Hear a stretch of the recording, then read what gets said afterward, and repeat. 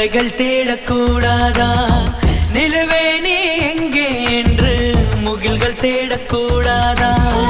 மழை இரவினில் குயிலின் கீதம் துடிப்பதை யார் அறிவார்? கடல் மடியினில் கிடக்கும் பல